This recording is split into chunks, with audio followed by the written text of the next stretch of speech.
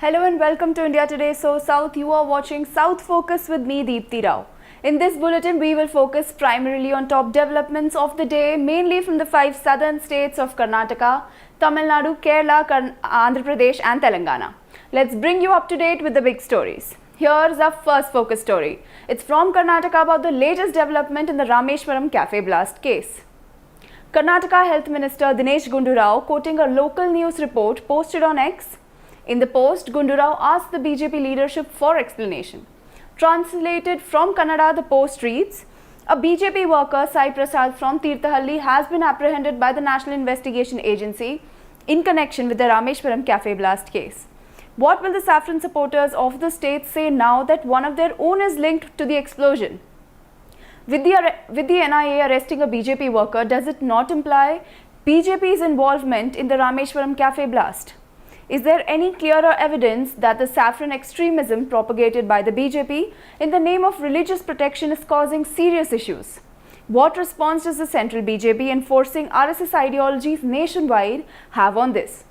State BJP leaders who hastily blamed the Rameshwaram cafe blast on the Congress government without considering national security concerns must now provide explanation, he said. In the latest statement released by the NIA, the investigation agency reiterates that it has identified the accused person who carried out the IED blast as Muzaffar Hussain Shazib and co-conspirator as Abdul Mateen Taha, who are both natives of Tirthahalli in Shimoga district. According to the press release, the NIA had arrested Khalsa, Chikmagaluru resident Muzammil Sharif for extending logistic support to the accused. He was later examined in police custody. As part of efforts to locate and arrest the absconding accused persons, NIA conducted searches on 18 locations in Karnataka, Tamil Nadu and Uttar Pradesh. Further, rewards of rupees 10 lakhs on each of the absconders was declared on March 29, the release stated. The NIA also clarified that to gather evidence and information in the case, it has been summoning and examining all of the acquaintances, including college and school time friends of the absconding and arrested accused persons. The case being terror incident, any information on the identity of the witnesses may apart from hampering investigation may also put the risk to the individual being summoned. Also, unverified news items hamper effective investigations in the case. NIA requests the cooperation of all in arrests of absconding accused person, the statement read. 10 persons were injured in a bomb blast at the popular Rameshwaram cafe in Bengaluru's Brookfield area on March 1st. Tirthahalli resident Musabir has been identified as the prime suspect. The agency has also said that Abdul Mateen Taha, another absconding terror suspect, has been suspected to have played a role of co-conspirator in the blast. According to the local digital news report, the NIA had detained a BJP worker named Sai Prasad from Tirthahalli area of Shimoga in connection with the blast case. Our next focus story is from Kerala, where the movie The Kerala Story is back in the news after Doordarshan is set to telecast the film today at 8 p.m. Kerala Chief Minister Pinarayi Vijayan condemned the union government's decision to air The Kerala Story on the national broadcaster Doordarshan in the state and demanded the public broadcaster withdraw the decision. He said Doordarshan should not be allowed to become a propaganda machine of BJP and RSS. But K. Surendran, the NDA candidate from Wayanad, said, why is Pinarayi Vijayan and opposition leaders opposing The Kerala Story? In the alliance, especially CPM and Congress, are always vocal about freedom of expression. Now they are saying the film should not be telecasted in DD. When the Misha novel, which was portrayed against Hindus, came, the Congress left with them. The Congress and CPM are dividing people for vote bank politics. ISIS recruitment is not a fake story, K. Surendran said. Let's hear what exactly he said. Why Mr. Pinarayi Vijayan and opposition leader opposing The Kerala Story? IND alliance, especially Congress and CPM, always vocal on freedom of expression. Now they are saying the film should not telecast in Doordarshan. See, when Misha novel came against Hindus, both Congress and left were with them. That time they told that freedom of expression, anybody can telecast, right? So this is a hypocrisy. See, Congress and CPM, Mr. Pinarayi Vijayan and opposition leader V.D. Sadishan trying to divide the people for vote bank politics. ISIS recruitment is a false story. No, it's not a false story. It's not a fake story. Hundreds of ISIS recruitments happened in Kerala. There was a case by a student's parents in Kerala High Court. The DGP and the police officials gave the affidavit. It's happening in Kerala, especially Kannur, Kasaragod, Ernakulam. Many young women converted into Islam, sent to Syria. This is a real story, not a fake story. Why they are afraid of that? Only for vote bank. Their concern is always one-sided. When Kakkugali, there was a drama against Christ. This was a big controversy in Kerala. What was the stand of Congress party and CPM then? And why this stand now? This is election is coming. So they want to get the entire Muslim vote to become happy with the terror organizations. Who is behind the ISIS recruitment? PFI. PFI is aligning with Congress party now. The ruling CPIM also asked Doordarshan to withdraw its decision to telecast the film. The party asked it not to stand with the BJP's attempt to polarize the atmosphere in Kerala. Congress MP Shashi Tharoor said that it was disgusting that a national broadcasting channel is playing such a movie. Propaganda, he called it. Let's hear what the Thiruvananthapuram MP said. Congress and left were... Everyone pointed out this is not the real Kerala story. Kerala is a state of social harmony. It's a state of social harmony and coexistence. It is not a state that is some sort of mini Pakistan as the film tries to show. And yet the lies of this film are being officially circulated in official broadcaster. It's truly disgusting. It's propaganda at its cheapest and worst.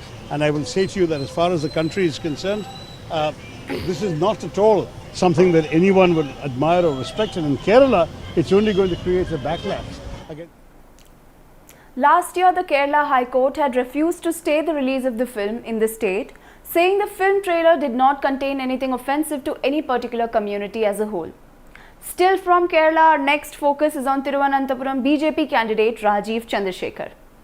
There have been 2 complaints filed against the returning officer against Chandrasekhar for allegedly filing false affidavits in the Lok Sabha election nominations. In one of the complaints, the complainant, identified as Ranjit Thomas from Bengaluru, says that Rajeev Chandrasekhar has filed a grossly false affidavit in his nomination.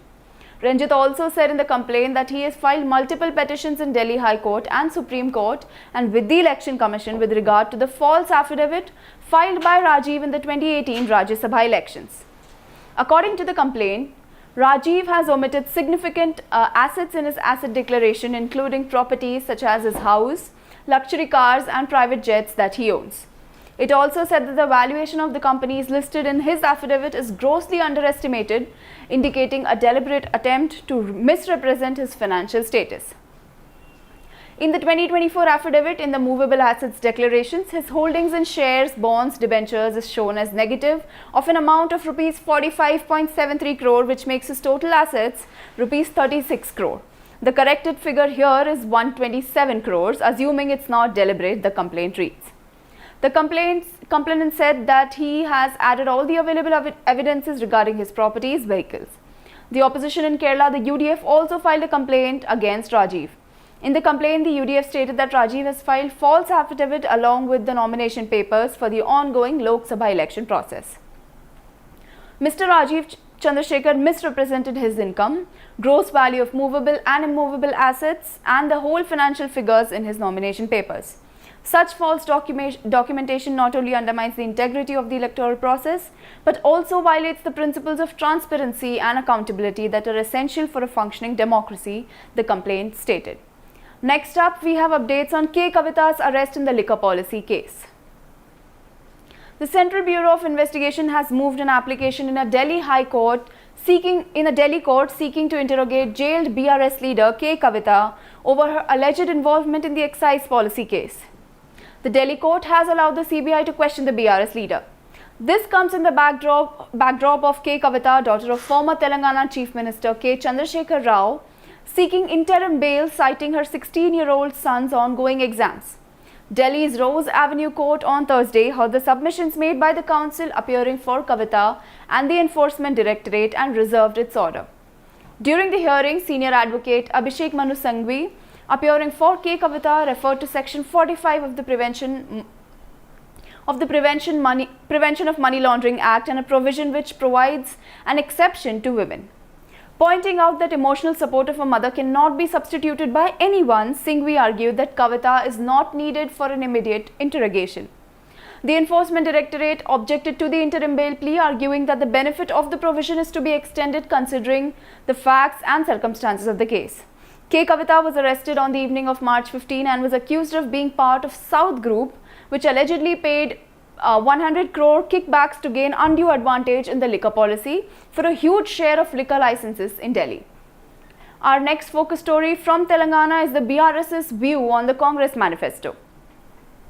Former Telangana Minister for Information Technology and Industries K.T. Rama Rao has vehemently criticized the Indian National Congress for what he terms as hypocrisy unveiled in light of recent defections in the state.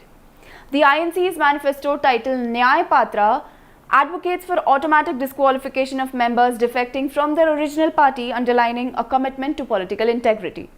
However, KTR points out the irony of this stance, as several members, including MLAs and MPs from Telangana, have defected from the regional BRS party to the ruling Congress party. These defections, occurring weeks ahead of the manifesto release, expose the disparity between the party's rhetoric and actions, said KTR.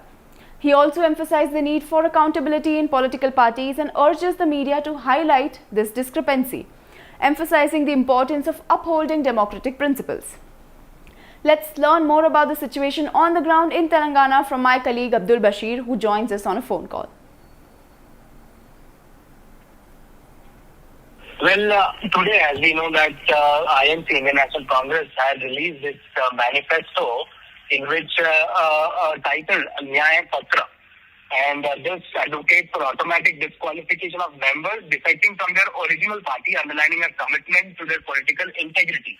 Now, here KTR has pointed out that in the recent development that has taken place in the state of Telangana and the politics in the state of Telangana ahead of the Lok Sabha elections, is that in the recent assembly elections, the MLAs or the representatives who have won on a BRS party ticket, of which KTR is the working president, have shifted their parties either to BJP or Congress. Now, he's pointed out to the Congress, stating that to one MLA from the BRS, who is from Hyderabad, Tanam Nagendra, he has not resigned to his membership but joined the Congress party, and he's also brought a ticket, or he's given a ticket to contest from Hyderabad Parliament constituency. So now that means that he is a BRS MLA contesting on a Congress ticket from the Hyderabad Parliament constituency, which shows how hypocrisy or hypocritic nature of Congress party is unveiled, is what KTR meant to say. So this is in the light of these developments that have come up, that this incidence of defections in the party, especially from the BRS to the Congress party, is what he mentioned. One was Warangal Kadiyam Srihari, who was the MLA. He has joined the Congress party recently without resigning from his membership as an MLA from the BRS party.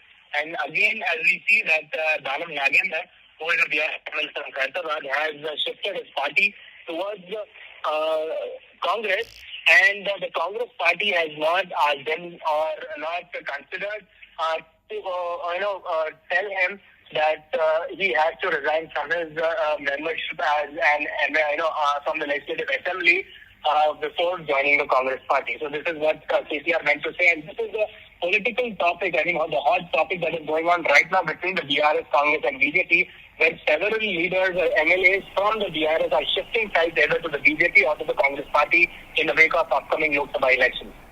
Well, today, as we know that during the last month and a half, 3 MPs who have won on the BRS party symbol, Ranjit Reddy of Chevala, Venkatesh Neta Borlakunta of Peddapalle and BB Patil from Zahirabad, have also jumped ship to the INC, further illustrating the party's disregard for the very principles it claims to champion, read the press release. That's all we have for today. I'm Deepthi Rao. You are watching India Today, SoSouth.